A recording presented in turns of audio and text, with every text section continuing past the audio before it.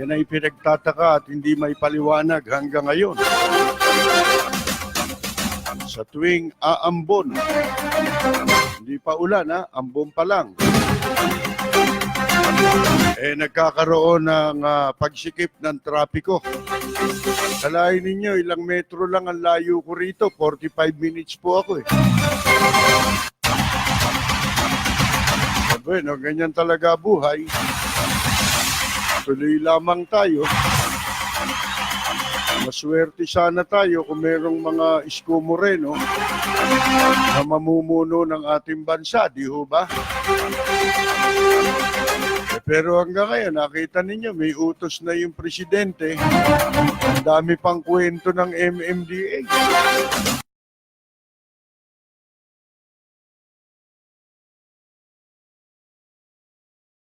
Pwesto Meron kasing mga nakikialam sa pagtatalaga sa pwesto, simulat sa pool. Hindi naman mga kilala. At ang masama pa niyan, may mga questionable ang mga questionable mga pagkatao, mga karakter. Bagay na hindi po papasa kung babasahin po natin ang Republic Act 6713.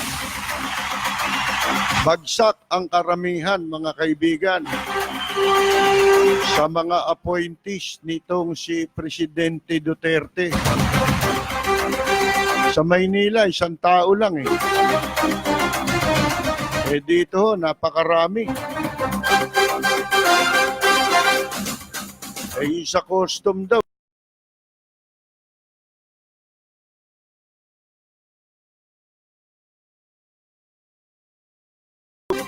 Kalahin ninyo, kailangan pang isumite mga pangalan. Ang daming ang daming rekubeko. Ang daming rekititos. Pagka ganyan po, walang aksyon. Kaya nangyayari po ito. Ang state of the nation, wala. Hindi pinag-uusapan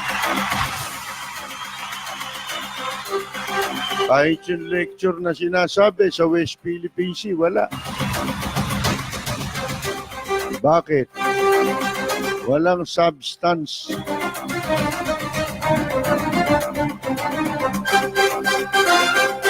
Kala natin may mga mailalatag na programa.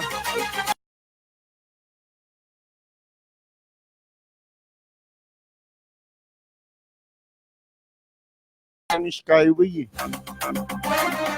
yung kesyo bubuksan dito ni Tugade sa saan daw dyan sa may Philippine Columbia sa Paco. Matagal lang ginagawa yan Pangalawa, yan ay pribado.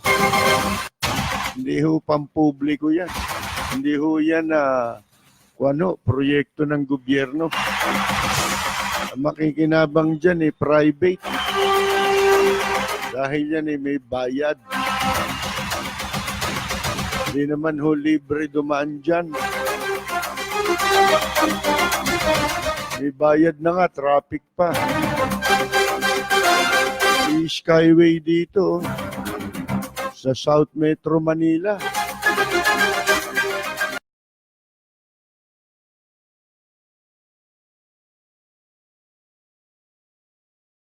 Administrasyon pagkatapos ni Marcos. Yung affordable, yung pong pagbabayad sa mga expressway. Samantalang ang nagtayo at nagpagawa ng expressway, pareho yan, North Luzon at saka South Luzon. Yan kay Marcos yan Talagang may mga magagaling lang sa panahon ni Cory Aquino. Doon nagsimula na ika nga po talagang hold upin ng taong bayan. Akalain ninyo mapag-usapan natin yan Wala, ang gumikilos lang sa gobyerno natin. Wala. Kung meron man accomplishment yung ipinakikita, Etong si Mayor Isko Moreno lang. Eh nakita nyo, ultimong laban ni Pacquiao, pinag-usapan ba? Ha? Wala. Ang inaabangan lagi yung kung ano nangyayari sa Maynila. Hindi na interesado, sabi ko sa inyo eh. Alam niyo yung mga sigaw-sigaw, mga kuwan, kukupas yan.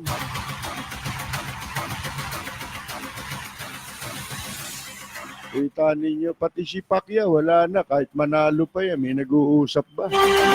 Sila. Bigyan daw ng parangal. Eh, yung parangal na binibigay nyo, gagamitin lang sa pagtakbo yan. Hindi naman makakain ng mga Pilipino yan. Wala po nangyayari hanggang ngayon, ano po, doon sa SONA ni Presidente Duterte, isa lang ang utos doon eh. Ang utos lang doon, kung inyong pakikinggan ulit, mga kaibigan, mahaba, pero ibig kong sabihin, walang dating, di ba? Eh kasi wala yung mga substance, walang laman. Kumbaga sa tinapay, walang palaman, mga kaibigan. Ngayon, isa lang ang utos doon eh. Pagkatapos ng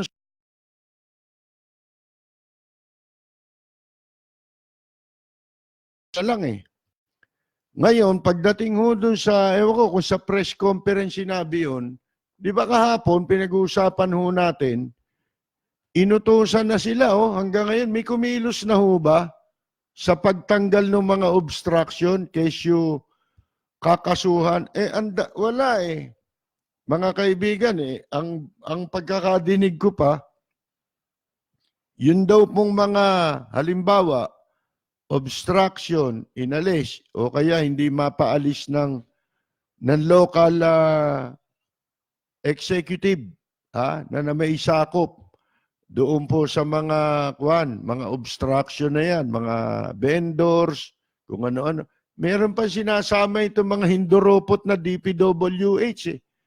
Pati daw yung mga billboards. Ano kinalaman? Lumilipad mga bus, mga jeep. Unahin ninyo itong yung karsada, katulad ng ginawa sa lungsod ng Maynila. Pati billboard niya yun, sinasama pa eh. Mga kaibigan, kundi mga may katok ito eh. Wala ho, Mr. President. Medyo mali yata tayo ng paghihigpit eh. Ang paghihigpit natin sa publiko, pero sa mga government official, hindi tayo naghihigpit. Hindi natin ini-enforce o pinatutupad yung batas para sa mga public officials. Ano ho yan? Yung Republic Act 6713. Nakita ninyo, ano pinag-uusapan tungkol sa SONA? Yung sinabi ni Philip Salvador na walang trabaho. Akalain mo,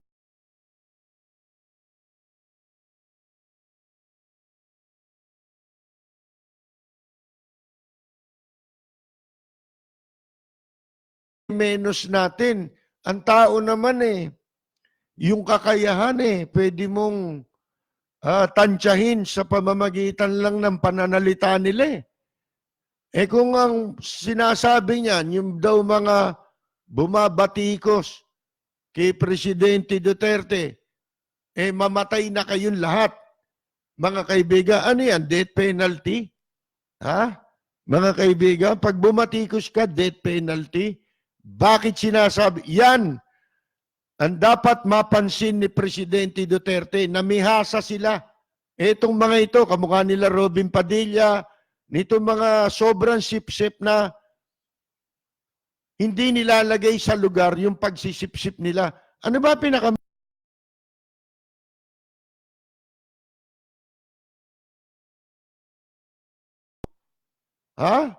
May naitulong ba kayo sa presidente natin?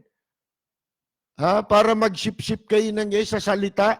Kumbaga sa mga nakaupong opisyal sa gobyerno, kung tawagin niya lip service, mga kaibigan, yung kanilang sinasabi na ginagawa o gagawin, mga pinapangako, puro sa bibig lang yun eh.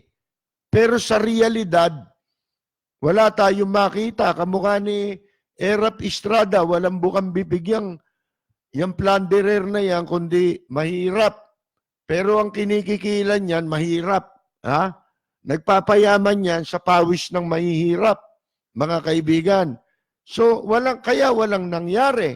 Ano ang mga depekto hanggang ngayon ho ba?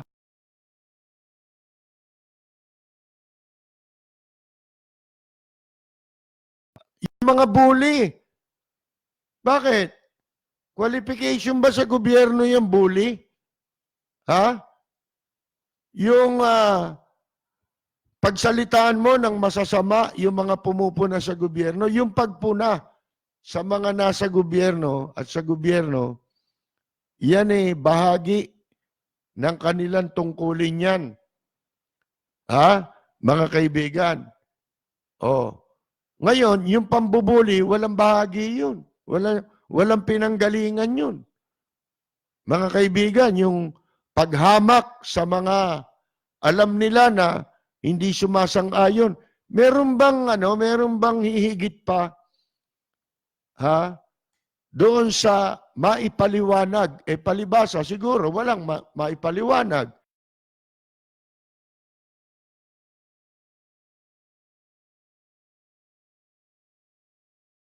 Yung si Philip Salvador, akalain mo, mga matay na raw, yung mga bumabatikos. Kailan pa naging krimen yung pagbatikos? Para mga matay yung mga tao.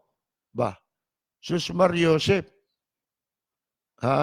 Bali ba itong si Philip Salvador, hindi kagandahan ng pagkatao nito Di ho ba? At kung hindi nyo alam o kaya nakalimutan na ninyo, mamaya sasariwain natin ang isa sa maitim na kahapon nitong si Philip Salvador, mga kaibigan. Samantala, ang sinasabi ho natin, isipin ninyo, Isko Moreno. Opo. Nilinis na yung Divisoria Kasi nakipag-usap na sa kanya yung mga pulis, di ba? Naghahanap na ng sisip-sipan. Dahil alam nila, responsible sila sa mga katarantaduhang ginawa ni Erap dyan. Halimbawa, yung mga illegal, katulad ng pinaliliwanag natin kagabi. Yung illegal yan. Ibig sabihin, labag sa batas yan. Kahit pa sabihin mong yan gusto ng mayor, kapag labag sa batas, ang trabaho ng pulis, ipatupad. Mga kaibigan, ang panagutin yung mga lumalabag sa batas. Mga kaibigan. Kaya ang ginawa, pagka panalo ni Isko Moreno, ganun O kaya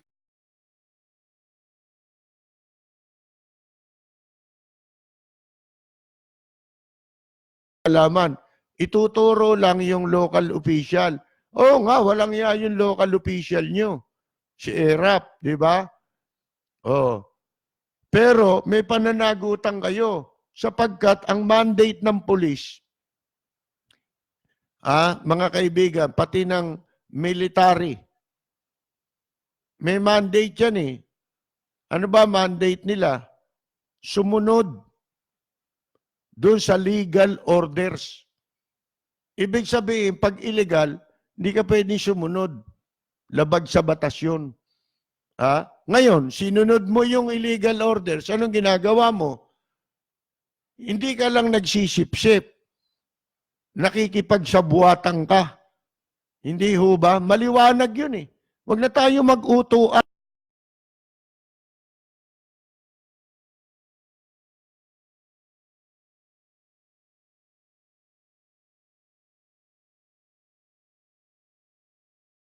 Mayor hindi tumatanggap. Pero kahit sabihin mo, yung mayor tumanggap, gustong tumanggap, ano magagawa niya kung susundin ng pulis yung kanyang mandate na panagutin yung mga lumalabag sa batas. May magagawa ba yung local official? Pwede mong kasuhan yun pag nakialam yun Hindi ba? Yan ang hirap. Ang isipin mo, kailan yung SONA? Kahapon, kailan ba yung makalawa, di ba? Mga kaibigan, Miyerkules na ngayon Asan? May ginawa na ho ba yung MMDA? Meron.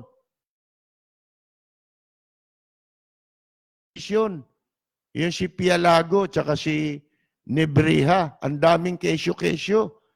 Isipin mo, katarantaduhan yan, yung palang yun daw mga kuwan dyan, yung mga terminal, dyan sa EDSA, isasara. Pagkatapos, yung pong mga terminal, ipagagamit yung mga may bayad na, yung PITX, yung ginawa nila ron sa kuwan, sa may Coastal Road. Para daw mawala ang traffic sa EDSA. Hindi nila sinolusyonan Ano ibig sabihin nun? Kayo, kung nagdadaan kayo dyan sa Macapagal Avenue na yan, tsaka yung coastal area na yan, at Rojas Boulevard, paano ililipat nila yung traffic?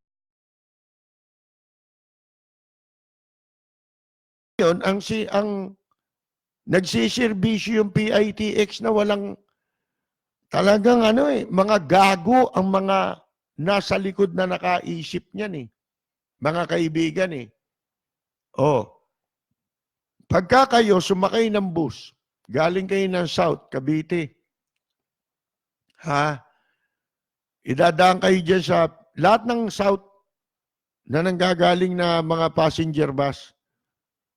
Dadaan na ngayon dyan sa Macapagal Boulevard, doon sa pinakadulo ng Macapagal, sa coastal, lalabas, hindi na ho pwedeng dumiretso na ang labas nila Rojas Boulevard.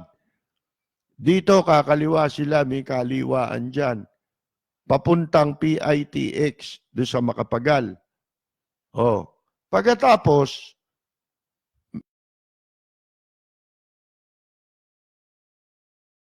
isang papasok, isang palabas ng PITX.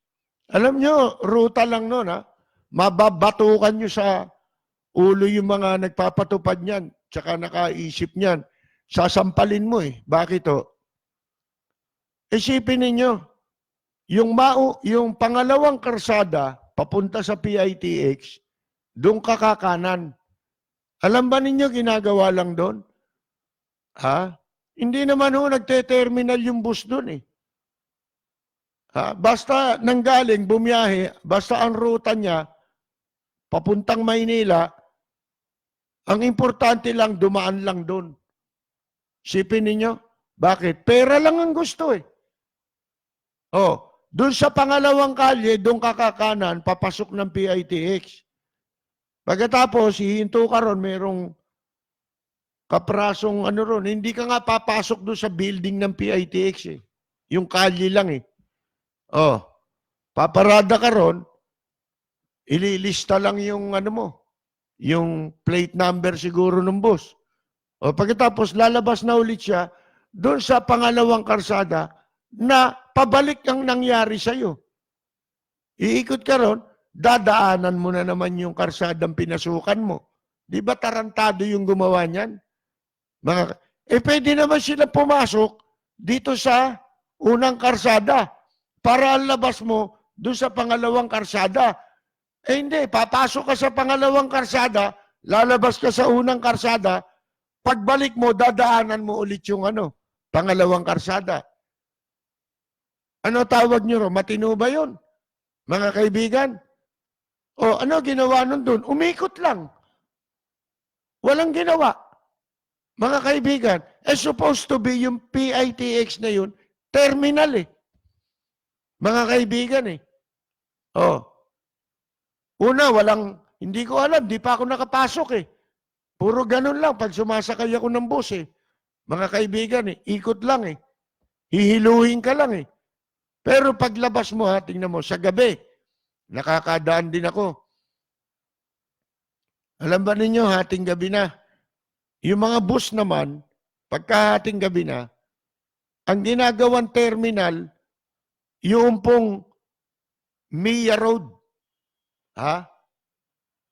Hindi na sila, yung mga ano ito, galing ng North, ha? Doon pumaparada sa Mia Road. Kaya yung hating gabi na, traffic pa ron. Sapagkat nakabalagbag yung mga bus doon. Naka-terminal doon, naghihintay ng pasahero. Nakapila sila. Mga kaibigan. Walang ginagawa ho eh. Yung MMDA, puro katarantaduhan yan eh. Mga kaibigan. Alam ba ninyo ngayon, traffic dyan? Simula nung buksan niyang PITX na yan, nagka-traffic na dyan sa Makapagal. Sabi mo, pati Makapagal area, dinadaanan na ng bus. Ha? Eh wala na. Mali-mali ang mga kuwan eh. Ang mga, ang ginagawang patakaran nitong MMDA. Mga kaibigan, ha? Eh di ba sabi nga natin nung araw, iyang Ross Boulevard na yan, bawal dumaan dyan yung mga pampublikong sasakyan, yung mga public utilities, maliban sa taxi. Ha? Puro private ang dumadaan dyan. Mga truck, bawal dumaan dyan. O, nakita ninyo nangyari. Kaya nga nabuutas yung ano eh, yung nasira yung area dyan sa may Remedios sa Ross Boulevard. O hindi ho ba? Nabutas yun. Lumubog yung ano ron. Nahulog yung, hindi ko malaman kung truck yun, nahulog dun. Sa sobrang bigat. Hindi ho pinadadaanan yan eh, sa malalaking sasakyan eh. O. Neto na lamang huli yan, nung panahon na kailan ba nagsimulang padaanan yan? Panahon na yata ni Ramos. Mga kaibigan, o ni Cory. Nung araw, hindi.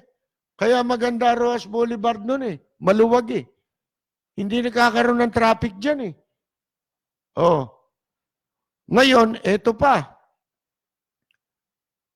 Pinag-utos na nga ni Presidente Duterte, kamakalawa pa yun, Lunes. Oh. Hindi lang sinabing derecha, gayahin niyo yung ginawa sa Maynila. Pero yung pananalita niya, dinugtungan niya pa ng please, pakiusap, at saka yung pagsusumamo, pleading, ha, mga kaibigan. Oh. Sip mo, nagsusumamo na, tanggalin lahat ng obstruction. Pagkatas kung ano pinagsasabi nitong DPWH, kesyo, hindi lamang naman daw yan ng obstruction. Ang sinasabing obstruction doon, yung dinadaanan, hindi yung mga billboard na nakasabit. Di tanggalin ninyo kung yun ay nakakasagabal. Ba't kailangan puro daldalan? Anak ng mga kaibigan, oo. Sus Mariosep. Kaya wala nangyayari sa gobyerno. Pero sa Maynila, laging meron development. O eto, kanina na meron mga nagpadala sa akin ng video. Napanood ko. Pagkatapos si Isko Moreno bisitahin ng 4 na ambasador na yung bumisita sa kanya. Mga kaibigan, pinakahuli yata yung kasalukuyang ambasador ng Japan. Ha? Ibig sabihin nag-i-establish na sila ng relasyon kung ano man meron interest yung kanilang mga bansa dito sa Pilipinas. Di ba? O kanina, yung napanood kong very briefly, tinignan ko lang, hindi ko na pinakinggan dahil hindi ko malaman kung sino mga nagsasalita ron eh. Alam niyo ba kung saan yun? Forum ng Makati Business Club. Sabi ko sa inyo eh. Yan mga sinyalis yan nasusunod na presidente ng Pilipinas sa ayaw at sa gusto mo. Yung pag nakita mo yung mga ganong senaryo, yan, mga kaibigan, palatandaan na mga ito ay susuportahan kung ano man ang balakin nitong si Isko Moreno. Sila, kinakausap sila ng matino samantalang sa national level, walang kumakausap ng matino sa kanila. Di ba? Ang kinakausap lang yung Chinese ambassador. Mga kaibigan. Di ba? Meron pa nga dyan ipinwesto ni Presidente Duterte kasama ni Trillanes nung araw sa China ba't nakapwesto? Ano yun? Nagbigay nung eleksyon? Mga kaibigan? Ano yun Walang tinapos yun kundi kumain Inchik pa yun. Mga kaibigan.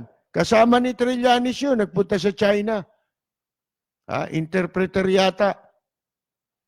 May kasama pang smuggler si Trillanes. Yung kasama nun. Bakit yun? Hindi ninyo tawagi, hindi nyo isama sa pagbanat kay Trillanes. Di ba? Nung araw, ilang beses nagpunta si Trillanes dyan. Isa sa gumastos, yung sinasabi ko sa inyo. Yung kasama niyang smuggler. Ayan. Sino kausap nila rito? Yung Chinese ambassador. Kailan nabulgar yun? Kung matandaan ninyo, yung siniraan si Speaker Belmonte, kung matatandaan ninyo, tsaka yung ibang congressman, na tumanggap daw ng pera, ewan ko kung hindi ko ma-recall yung sinasabing pera, tonelada, sako-sako, na dinala raw sa Kongreso, yung grupo na yan ang nanira doon Yung mga kasama ni Trillanes na media, doon sa China, mga kaibigan, sila nagpalabas noon. Kinasabwat nila yung reporter ng Inquirer. Mga kaibigan, di ba nagkaroon ng investigasyon yan? Hindi ko lang ma-recall ngayon kung tungkol nga saan ba yung lagayan na yun. Yatang Kim Tai-dong ba yun? Yung incheck na pinatakas, kriminal, na nakatakas. At kaya daw nakatakas, nagbigay ng pera sa Speaker of the House at pinasok daw sa Kongreso, sako-sako yung pinapas, which is next to impossible na mangyari. Isipin mo, pinatulan ng reporter, bakit? Nagkapera Babae pa yung reporter nun. Nagkaroon ng inquiry yun, hindi ba? Meron tinutukoy doon. Etong si Mison, na siya ang nakaupong commissioner noon. Panahon ni Panot ito ng Bureau of Immigration. Sino yun? Yung tinutukoy niyang yun na tinutukoy natin, nandyan ngayon si Benny Antiporda sa DENR, di ba? Kaya si Mato, nakita ninyo, puro palpakan trabaho, naturingan general. Nasan yung rehabilitation ng Boracay? Panoorin ninyo mga video, naglalabasan ngayon. Mga kaibigan, ano itsura ngayon ng Boracay? Ang pangit, ang dumi, at binabaha.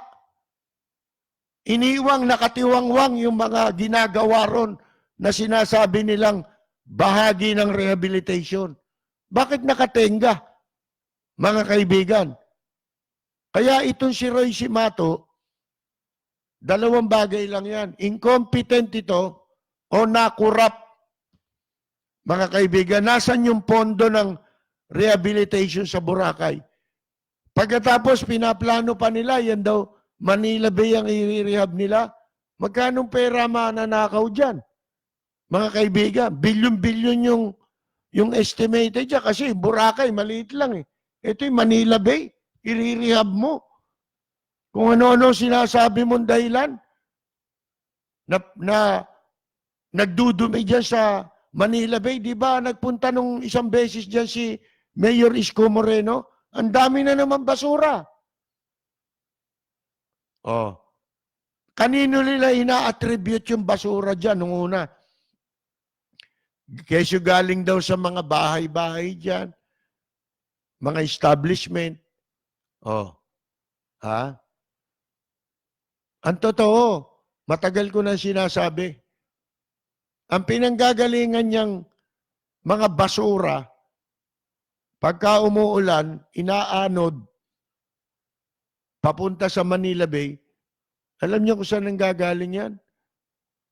Yung isang landfill, yung open landfill na nasa Nabotas, na pag-aari nila Toby Chanco at saka ni Regis Romero, mga kaibigan. Ha? Kasi open landfill yun eh. At yun ay nasa dagat eh. Doon sa may gawing Nabotas, mga kaibigan. Siyempre, pagka umulan, babagsak yung basura, aanurin papunta sa Manila Bay dahil yung landfill o yung tapunan ng basura mismo nasa Manila Bay. Oh, bakit hindi nila nakikita yun? Mga kaibigan, ito bang DENR na ito? Simula nung naupo si Presidente Duterte, nag-inspection ba yan ng landfill? Lalo na yung landfill na nandyan sa Nabotas? Wala, hindi ba? Wala kayong matandaan. Oh.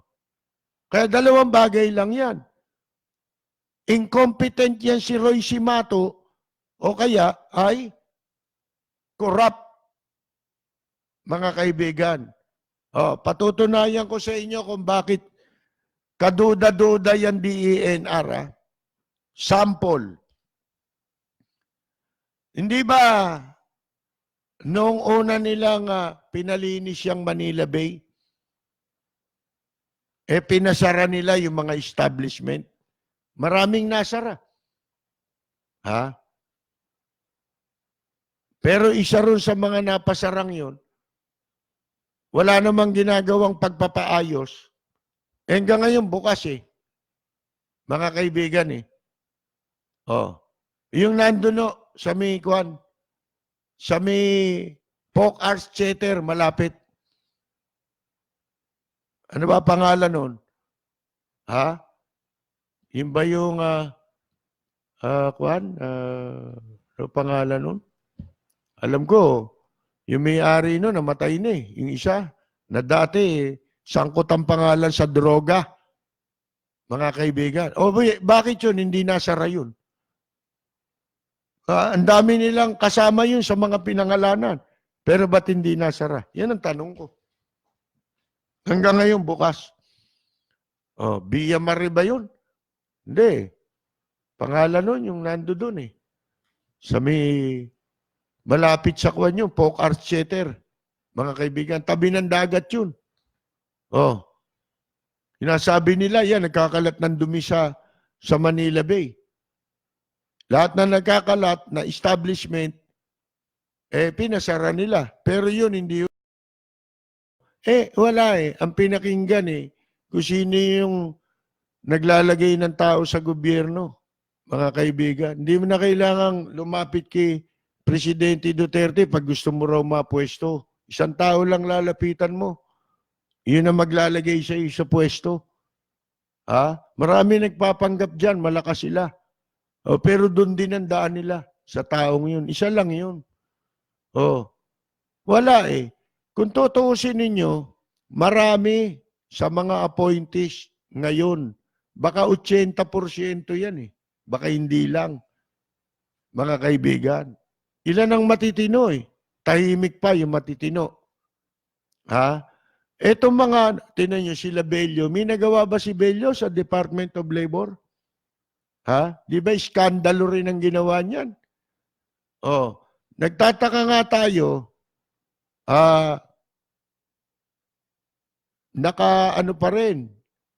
naka-agenda pa rin bilang priority ni Presidente Duterte yung pong Department of OFW. Maganda ho eh. Walang problema eh. Pero ano gagawin natin sa Department of Labor? Abolish na natin. Bakit? Duplication yan eh. Ang kailangan mo lang naman dyan meron ka talagang isang, halimbawa, Undersecretary for OFW. Kasi ang Department of Labor, ang orientation yan is more on domestic labor yan. Local labor yan. Ginawa lang attached agency itong mga POEA na yan na dati wala naman. Kailan ba tinayo yung mga POEA na yan? Huli na yan nung mga huling taon na ni Marcos sa gobyerno masama ang nangyari pagkatapos ni Marcos, mga kaibigan. Samantalang panahon ni Marcos, hindi namang, sabi ko nga sa inyo, di ba yung si mayabang na Jonathan de la Cruz, wala pa yung POEA, meron sila nung Bureau of Employment Services, yun na nakaupo ron. Kasi nag-audition kami nung araw, pagpapunta ka ng abroad, i-audition ka muna nila bago ka, ipoproseso ka ang proseso nila, mag-audition ka ron. Wala naman nalalaman sa music yung mga makikinig sa iyo. Kaya pagkanta mo ron, hindi mo pa natatapos yung first stanza, approve ka na Yun ang makagandahan, walang red tape. Ngayon, mga kaibigan, nagkaroon lang yan yung POEA, tinayo ni Marcos ni Cablas Ople, at saka yung OWA. Yung OWA, ang pangalan ng araw niyan, Welfare Administration. Welfare Fund Administration ang tawag dyan. At saka nung panahon ni Marcos, yung contribution na napupunta dyan bilang trust fund para sa mga legitimate OFW, mga kaibigan, kuwan yan. Kinakaltas yan dun sa employer na nag-hire dun sa OFW. Dun ang gagaling yung bayad na yun. Yung contribution. Pero hindi ngayon, iba na Kinukuha na sa simula nung mawala si Marcos, kinukuha na nila sa mga OFW. Kasama yan sa binabayaran ng OFW, yung contribution sa OWA. Mga kaibigan. Pero yan ang tanong ngayon. Ano ba yung Department of OFW na yan? Ano ba talaga plano natin dyan? Ano mangyayari sa OWA? Ano mangyayari sa POEA? Mawawala na yan. Ang problema, yung OWA, mga kaibigan, pagka nawala yan, asan yung pera ng mga OFW? May account ba yun? Mababaliwala na. Kamukha nung ginawa nila Cory Aquino nung araw. Inabolish yung Central Bank of the Philippines. Pinalitan lang ng pangalan, ginawang Bangko Sentral ng Pilipinas, tinagalog, mga kaibigan. Pero yung pera, nasan? Wala na. Kasamang nalusaw ng Central Bank of the Philippines na pangalan, yung pera ng Central Bank. Paraan yun para mawala ng ng responsibilidad ng pananagutan. Doon sa pera, hindi na in-account. Ganon din mangyayari dyan sa OWA na matagal na nating sinasabi, panahon pa ni Marcos, pina-account natin ang pera ng OWA. Doon nga nagagalit sa amin nung araw si Cablas Ople pag napag-uusapan yung pera ng OWA. Mga kaibigan, kasi po, dapat yung pangalagaan. Katulad dyan ng pera ng GSIS, ng SSS, na dapat pangalagaan sapagkat yan ay hindi pera ng gobyerno yan. Trust fund yan, mga kaibigan.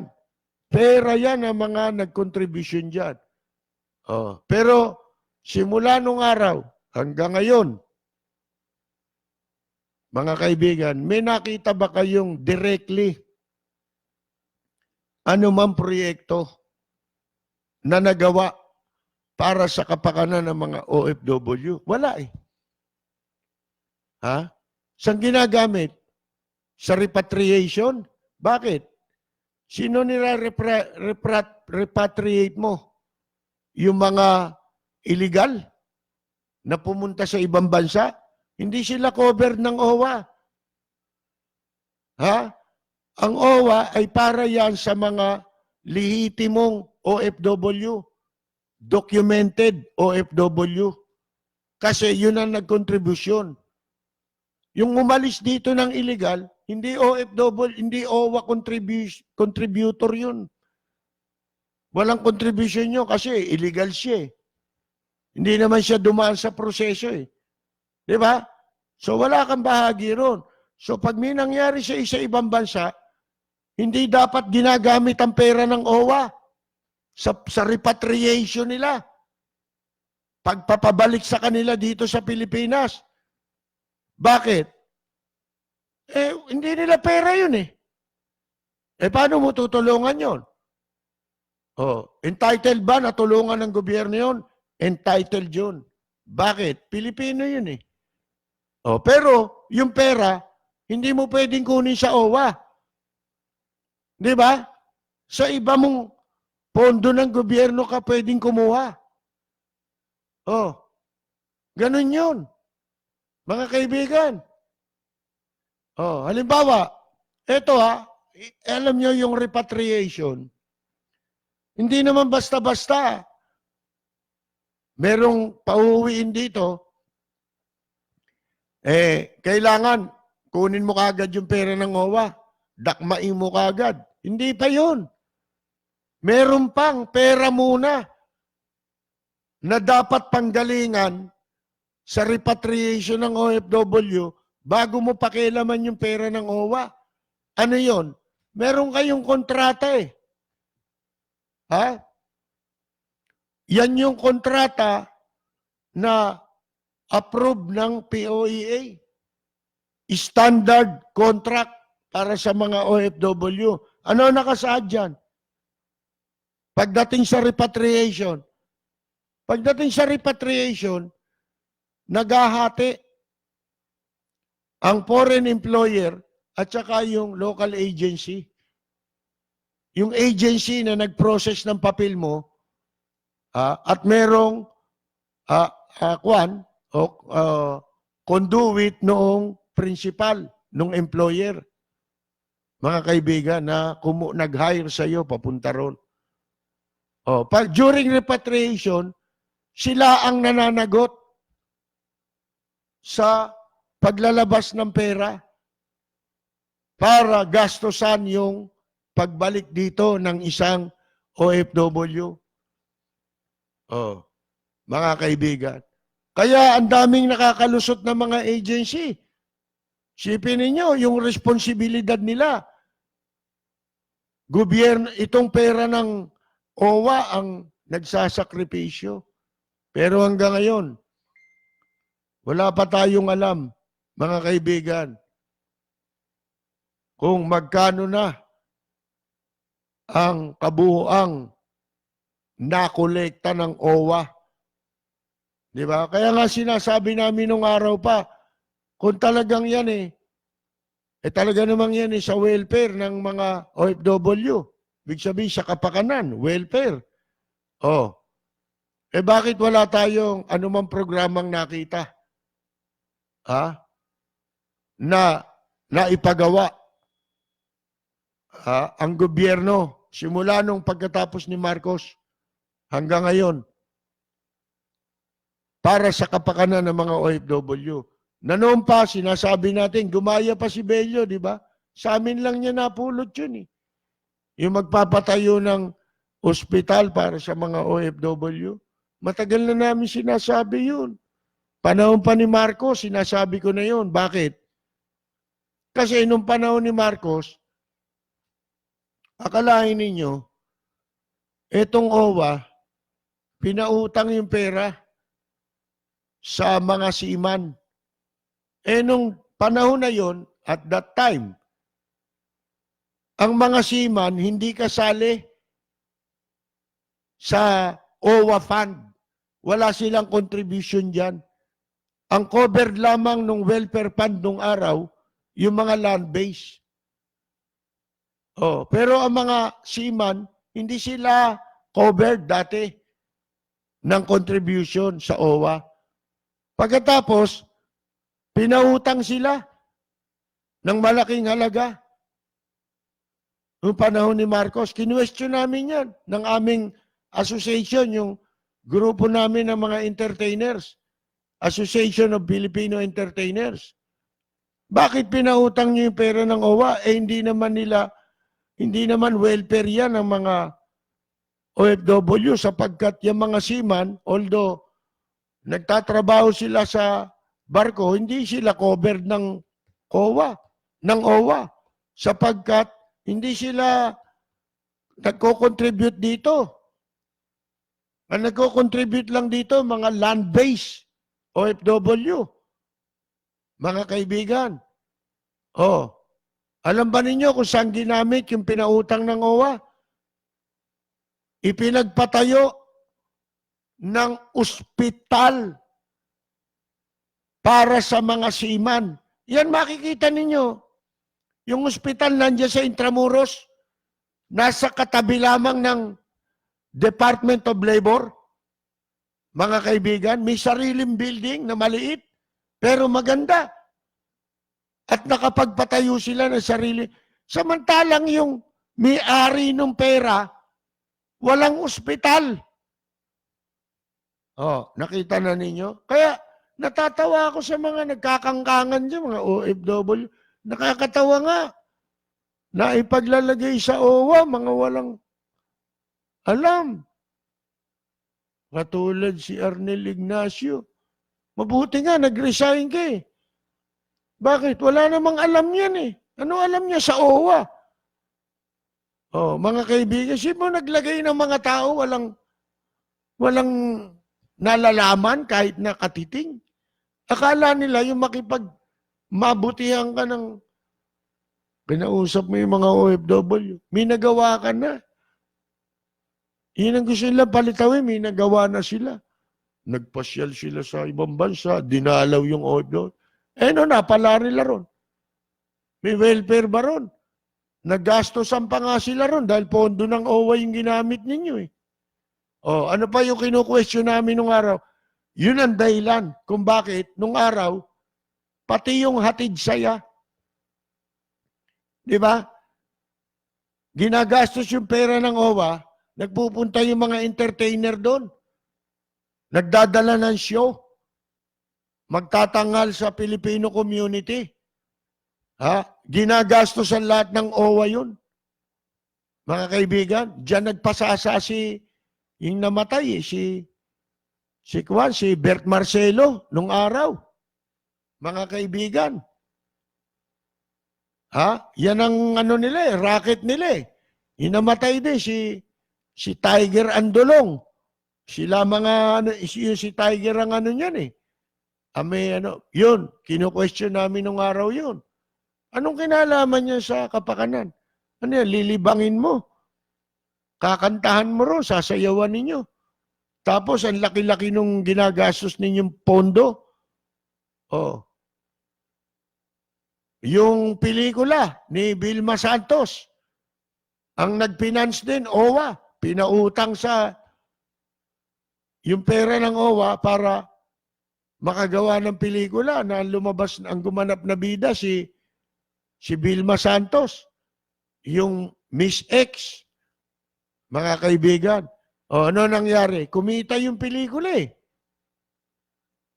Ang kasunduan doon eh, hihiramin yung pera, ibabalik pagkatapos na kumita yung pelikula.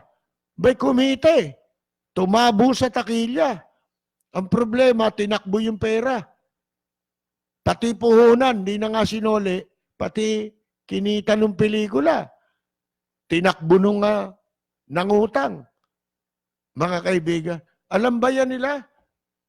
Oh, panahon nitong walang yang nung panahon ni Cory, walang yang si Pepe Sarmiento, di ba? Ewan ko kung buhay pa yung walang yan na yun. Lintik ding sumandok ng pera sa OWA yun. Oh, ang daming katarantaduhan dyan, may basketball pang ginawa. Mga kaibigan, Department of OFW, ito, sa totoo lang, lagi nating binobola ang mga OFW, mga bayani raw. Bayaning ano? Martir? Mga kaibigan, bayani raw. Bagong bayani. Pero, yan hong Department of OFW, para saan natin itatayo yan? Unang-una, ito tanong. Gaano karaming bansa pa ba ngayon? Ang ika nga para sa mga OFW natin. Itatayo natin yan. Popondohan mo yan. Meron ba tayong opening? Meron ba mga bagong bansa na nag-aalok sa atin ng trabaho? Magbubukas ng pintuan para sa mga OFW? Wala eh. Hindi pinag-aaralan eh. Ewan ko kung sino ang nagmungkahi nitong kalokohang ito kay Presidente Duterte sa Department of OFW. Anong gagawin mo dyan? Ang katunayan, nababawasan nga tayo ng deployment eh. Hindi ba? May mga bansa na dating kumukuha ng OFW, ngayon hindi na. Di nabawasan. Wala namang kapalit na nagbubukas ng pintuan.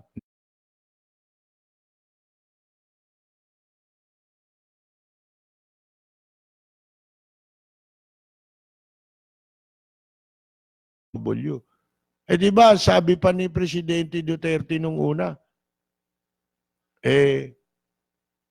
ilang taon lang, hindi na aalis yung mga OFW. Kasi marami ng trabaho rito. Di ba? Mabibigyan na sila ng trabaho. Hindi ba, ito'y in conflict dun sa kanyang sinabi noon na magkakaroon ng mga trabaho kaya hindi na sila aalis dito. Di ba? Pinangako yan eh. Kung matandaan ninyo. Para saan yung Department of OFW?